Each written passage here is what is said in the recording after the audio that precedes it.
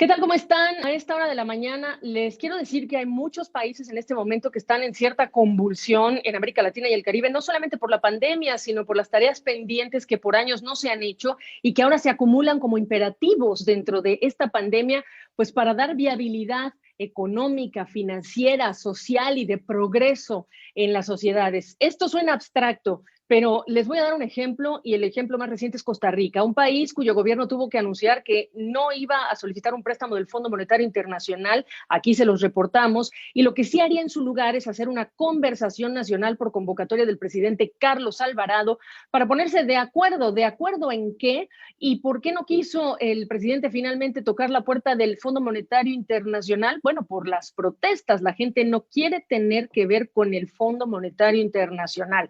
Pero si no quiere tener que ver, entonces tendrían que hacer la tarea las autoridades de nuestros países. Así que esta es mi opinión personal y creo que estará muy de acuerdo conmigo Juan Carlos Hidalgo, quien está ahora en Costa Rica, en su Costa Rica, y pues estás directamente analizando el mundo, pero ahora desde allá, y me da mucho gusto saludarte, Juan Carlos, qué gusto verte. Un gusto verte también, Gabriela. Muchas gracias por la invitación. A ti por estar con nosotros, porque lo que yo quiero que le digas a la gente es en qué acabó la semana de la conversación, negociación nacional. ¿Fue una torre de Babel? ¿Se logró algo? No se logró nada. Los principales grupos convocados para este diálogo nacional, que es la UCAEP, la Unión de Cámaras Empresariales, y la ANEP, que es la Asociación Nacional de Empleados Públicos, la principal confederación de sindicatos, dijeron que no iban a participar en el foro. Entonces, el moderador de este foro, Jorge Vargas Culel, que es del programa Estado de la Nación, que fue designado en ese rol por el presidente de la República, señaló, yo creo que fue el jueves o el viernes, de que el diálogo no va. El presidente luego mandó un tuit diciendo que el diálogo siempre va, pero que no se ha definido todavía bajo qué naturaleza va a tener o qué tipo de viabilidad va a contar si las principales partes señalan de que no van a participar en un diálogo convocado por la presidencia. ¿Qué es lo que están conversando específicamente, Juan Carlos? Bueno, en este momento la convocatoria para ese diálogo tenía que ver con la naturaleza que va a tener una propuesta al Fondo Monetario Internacional, porque todavía existe la esperanza o todavía existe la perspectiva de que va a haber una propuesta al Fondo Monetario Internacional. Yo creo que mucha gente enterada de la situación de las finanzas públicas en Costa Rica reconocemos que se necesita un acuerdo con el Fondo Monetario Internacional. Yo creo que el tema del FMI, si bien trae una connotación negativa, como en muchos países de América Latina, no lo es tanto. Yo creo que el rechazo que hubo inicialmente a la propuesta del gobierno tenía que ver más con la naturaleza de dicha propuesta que con el hecho de que fuera al FMI. Recordemos de que el FMI no ha tenido ninguna participación hasta ahora en este debate. El argumento del gobierno es de que el FMI va a recibir una propuesta, la va a analizar y que va a determinar si es realista o no, si cumple con los objetivos planteados desde un inicio o no, pero que depende del gobierno cómo va a ser esa propuesta. Entonces, el hecho de que el gobierno presentara un plan que era 80% aumento de impuestos y únicamente 20% recorte de gasto, eso fue lo que generó ese malestar y ese rechazo casi que unánime en toda la sociedad costarricense. Que en este momento de pandemia y de colapso económico es más difícil de lo que era antes como oportunidad, esa ventana de oportunidad. ¿Que ¿Cuántos años tienes hablando de ella? ¿5, 6, 7 años para hacer la tarea? Ayer estuve revisando, Gabriela, y efectivamente tenemos, vos y yo, 7 años de estar hablando sobre este tema de las finanzas públicas en Costa Rica. Y hemos hablado del tema de cómo siempre los gobiernos, no solo este, sino los anteriores, siempre lo que buscan es aumento de impuestos y muy poco contención del gasto. Y esto se repite una y otra vez. Vea usted, la propuesta que presentó el gobierno, como mencioné anteriormente, era 80% aumento de impuestos y 20% supuestamente contención del gasto. Y algunas de las medidas de contención del gasto eran promesas, refritos, recicladas de otros programas de ajuste de años anteriores. Pero lo más alarmante de todo era esto. El gobierno pretendía recaudar 5 puntos porcentuales del PIB en un año en aumentos de impuestos, en momentos en que la economía ha sido desolada por una pandemia. O sea, la economía está proyectada a contraerse 5% este año, es la mayor contracción económica en 40 años. Entonces, era delirante, la propuesta del gobierno era fantasiosa, de que en estas circunstancias, con una economía que está en la lona, básicamente, por el tema de la pandemia, iba a poder extraer 5 puntos porcentuales adicionales en recaudación de impuestos, cuando ningún plan fiscal en Costa Rica ha podido recaudar más de 1.5% de nuevos impuestos en tiempos normales. Ahí está, ahí está. ¿Por qué es tan importante? Háblame de la trayectoria de gastos, de déficit y deuda, para que la gente entienda por qué tienen que hacer estos sacrificios y luego hablamos de la receta. Bueno, lo que ocurrió es muy sencillo y esto ha sido ampliamente diagnosticado por propios extraños. Costa Rica tenía un superávit fiscal en el año 2007-2008.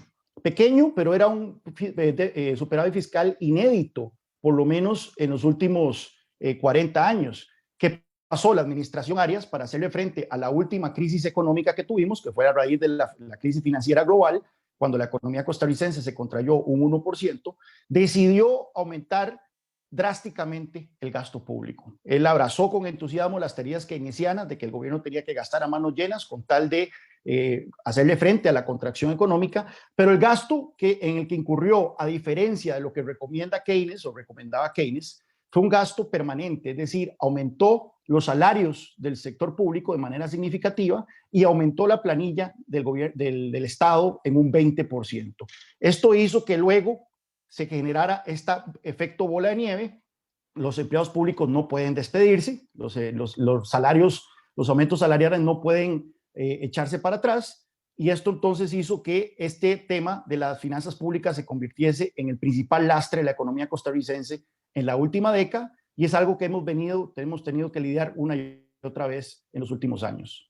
¿Cuánto está pesándole la deuda hoy día a Costa Rica? Y yo, por cierto, cuando hablé con Cristalina Georgieva, estábamos hablando del mensaje del presidente Alvarado, aunque no haya sido la situación directamente con el FMI, pues al final lo que él dijo es que no va ahorita el préstamo, no vamos a tocar la puerta, ese fue el mensaje. Y lo que le dijimos a Georgieva fue, bueno, la gente en Costa Rica no quiere nada que ver con el Fondo Monetario Internacional, por razón justificada o injustificada, cada quien tendrá su opinión, pero ¿qué me dices sobre el nivel de cuánto les está pesando la deuda, considerando lo que querían proponer? Es importante, Gabriela, señalar de que el año pasado, el 2019, lo cerramos con un déficit fiscal del 7% del PIB, el más alto en 40 años. Esto es antes de la pandemia, y esto es importante resaltarlo porque el gobierno quiere hacerle creer a la gente de que esta grave situación económica y fiscal que tenemos ahora es producto de la pandemia. No, la situación ya venía crítica antes de que llegara COVID.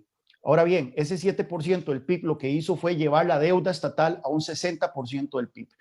Propios extraños, los analistas señalan de que para una economía con la natural, como la costarricense, el nivel de deuda tolerable es aproximadamente un 50% del PIB. Ya más allá de eso estamos navegando en aguas profundas.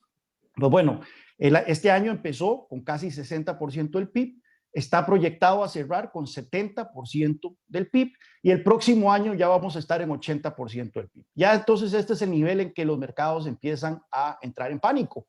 Y es por eso que vemos que las calificadoras de crédito han rebajado constantemente la nota de Costa Rica y la perspectiva de la deuda, y que las tasas de interés que paga Costa Rica se han disparado. Es una situación que no es sostenible. ¿Por qué es importante un acuerdo con el Fondo Monetario Internacional?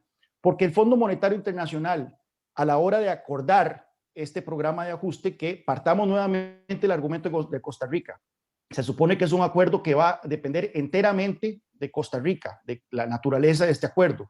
Entonces, a la hora de tener este acuerdo con el Fondo Monetario Internacional, los mercados se calman. Los tenedores de bonos, al ver que hay un acuerdo con el Fondo Monetario Internacional, respiran un poco más profundo, igual las calificadoras de crédito, y esto hace que entonces tengamos un poco más de margen de maniobra para hacer las reformas estructurales del lado del gasto que necesitamos implementar con tal de darle una solución definitiva y sostenible en el tiempo al tema fiscal. Lo que plantea el gobierno, un aumento de impuestos brutal, que además iba a ser temporal, claramente era una estrategia de patear la bola a mayo del 2022 y entregarle el problema a la próxima administración. Aquí en pocas palabras, Juan Carlos Hidalgo, lo que nos hace falta en toda América Latina, pero quiero usar el caso de Costa Rica porque a mí me preocupa que en mediano plazo estemos hablando de Costa Rica va a tener que reestructurar su deuda si no hay lo que yo veo que falta mucho, y es hacer estos sacrificios, no solamente pedírselo a la población, sino que los servidores públicos hagan el sacrificio, que el ciudadano entienda cuál es la función del servidor público y lo que es la función de tener un gobierno que articula, que facilita, ¿no? Que permite negocios, creación de trabajo, etcétera, pero no el gobierno siendo una empresa contratando gente y recibiendo y esperando simplemente ingresos de exportaciones e impuestos que pagan los ciudadanos. ¿Es ese ingrediente el que ha faltado en los pasados 7 años? Y si es ese ingrediente el que ha faltado, ¿qué perspectivas le ves a lo que va a proponer el gobierno? Bueno, vea qué interesante, partamos en lo que ocurrió tan solo este viernes. El viernes se anuncia de que el gobierno central llegó a un acuerdo para una nueva convención colectiva en el Ministerio de Educación Pública, una convención colectiva que tiene un costo similar a la convención colectiva que viene a reemplazar. Recordemos que las convenciones colectivas tienen fecha de expiración y hay que estarlas renovando o se pueden denunciar, que eso es lo que correspondería en momentos de crisis fiscal.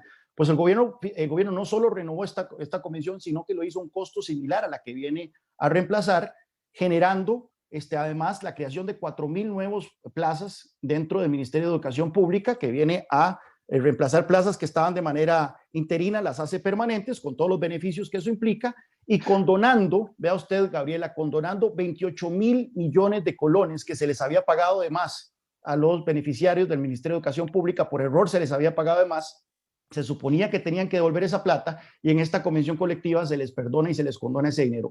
Eso demuestra, yo creo que vehementemente, de que este gobierno no tiene vocación para reducir el gasto. Lo que buscaba y lo que sigue pretendiendo es un aumento de impuestos para tener acceso luego a mayor endeudamiento el próximo año, porque ellos buscan mayor endeudamiento, con solo los impuestos no les va a dar, y así poder entregar las llaves del gobierno en mayo del 2022. Hay un tema importante ahí, Gabriela, que hay que mencionar. Vos mencionaste el tema de la reestructuración de la deuda.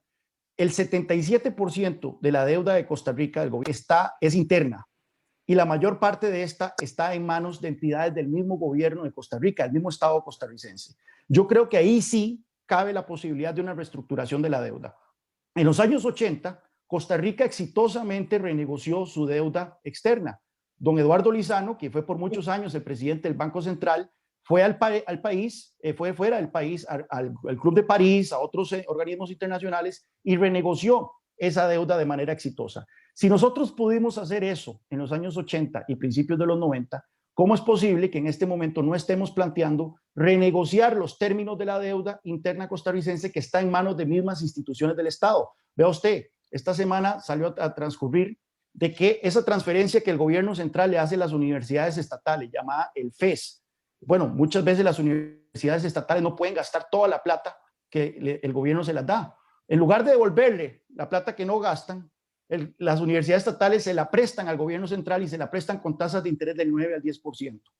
Es precisamente ese tipo de situaciones que nos tienen contra la lona y es por eso que yo creo que sí es necesaria una reestructuración de la deuda interna costarricense que esté en manos de las mismas instituciones del Estado. Hombre, pues repensar muchas cosas, ¿no? Cuando hablan tantos expertos de que el COVID es la oportunidad para hacer un reset de muchas cosas, hasta cómo operan las autoridades, los gobiernos, no nada más los trabajadores y nosotros los empleados con el Jesús en la boca de si nos van a despedir o no, pues hasta las autoridades, los gobiernos tendrían que aprovechar esta oportunidad. Juan Carlos Hidalgo, preguntarte para cerrar, ¿qué tan entendidos están los ciudadanos de que este es el cuadro de situación y que hay que exigir de las autoridades más? Pues me gustaría decir que hay un entendimiento amplio de la población de la situación fiscal del país, pero yo creo que no es tal el caso. Yo creo que todavía existe la percepción dentro de amplios sectores de la población de que esto simplemente se logra pidiéndole sacrificios a otras personas, ¿verdad? Luchando contra la evasión. Eso es un tema que ha sido recurrente.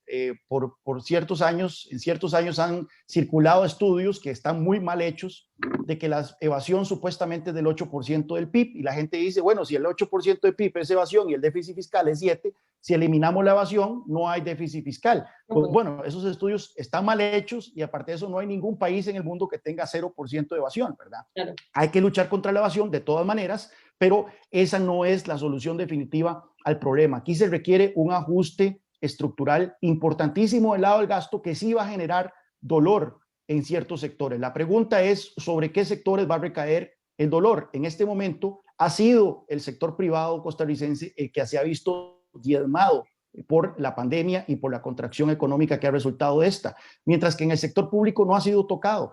En el sector público, que además es donde están los mejores salarios del país, más bien los ingresos han aumentado este año producto del tema de las anualidades, mientras que en el sector privado se han contraído de una manera importante. Yo creo que existe, sí, ahí sí existe un entendimiento, un consenso en amplios sectores de la población, obviamente no es unánime, de que si va a haber un ajuste, tiene que recaer del lado del sector público. El problema es que el gobierno se rehúsa a oír esa realidad. Pues qué pena, Juan Carlos, porque lo terrible sería que, incluyendo la pandemia, tuviéramos que estar hablando de esto en, ¿qué? 7 años más. No va a ser sostenible, por supuesto, ¿no? Tú y yo vamos a seguir aquí, espero Dios, pero lo que no va a ser sostenible es esta situación para Costa Rica, ¿no? Desafortunadamente ya estamos mirando esa situación, esos números, como uno de los países susceptibles de ser el ejemplo de la necesidad de reestructuraciones de deuda, porque la trayectoria no la han cambiado. Me da muchísimo gusto poder charlar esto contigo. Si hay alguna actualización en relación con el presidente, el gobierno y lo que ellos tienen que hacer, además de pedirle a los demás el sacrificio, pues aquí está el espacio abierto para ti siempre, Juan Carlos. Gracias. Muchas gracias, Gabriela.